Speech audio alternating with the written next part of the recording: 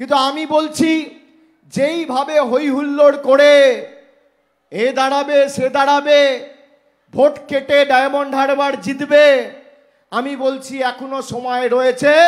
যদি বিজেপির কোনো সর্বভারতীয় নেতা আসতে চায়, আমি স্বাগত জানাচ্ছি, আমার ডায়মন্ড হারবারে আসুক।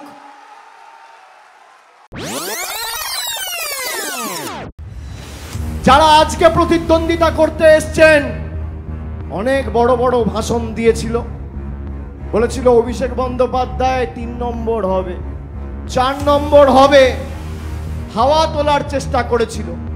আমি বলেছিলাম আমি গণতন্ত্রে রাজনীতির ছাত্র, আমি মানুষের ক্ষমতায় বিশ্বাস করি, কোনো রাজনেতা বা কোনো প্রধানমন্ত্রী বা কেন্দ্রীয় মন্ত্রীর ক্ষমতায় বিশ্বাস করি না।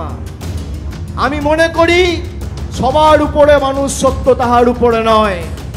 আমি বিশ্বাস করি গণতন্ত্রে শেষ কথা জনতা জনার্দন বলে।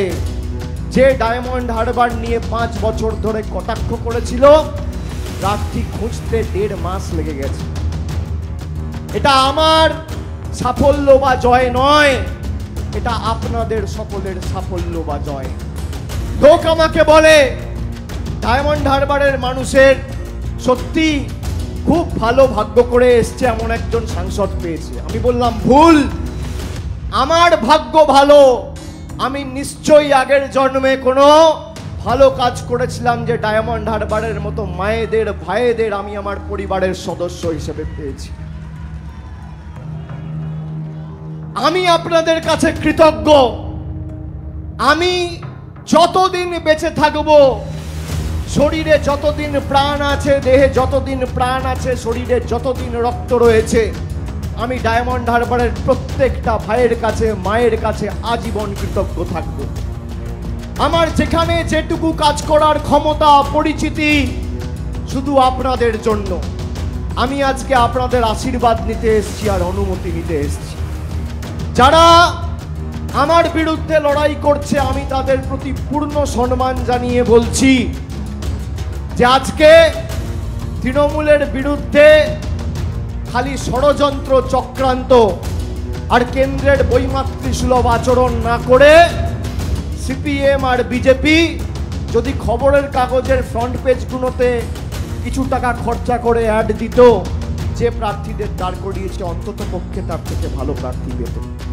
আমি কাউকে অসম্মান করছি না, কিন্তু আমি বলছি যেইভাবে হই হুল্লোড় করে এ দাঁড়াবে সে দাঁড়াবে, ভোট কেটে ডায়মন্ড হারবার জিতবে, আমি বলছি এখনো সময় রয়েছে। যদি বিজেপির কোনো সর্বভারতীয় নেতা আসতে চায়, আমি স্বাগত জানাচ্ছি, আমার ডায়মন্ড হারবারে আসুক। নমিনেশনের পর্ব তো এখনো শুরুই হয়নি, আসুক।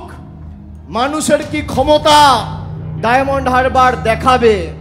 আর যারা আমার কাজকে কটাক্ষ করে ডায়মন্ড মডেল বলে, আর বাংলার অন্য 41টা লোকসভা ডায়মন্ড হারবারের মধ্যে একটা দূরত্ব তৈরি চেষ্টা করে, আমি বলবো ডায়মন্ড মডেল পথ দেখিয়েছে এবং আগামী দিনেই 41টা লোকসভাতেই এই ডায়মন্ডের উন্নয়নের মডেল আমরা বাস্তবায়িত করে দেখাবো।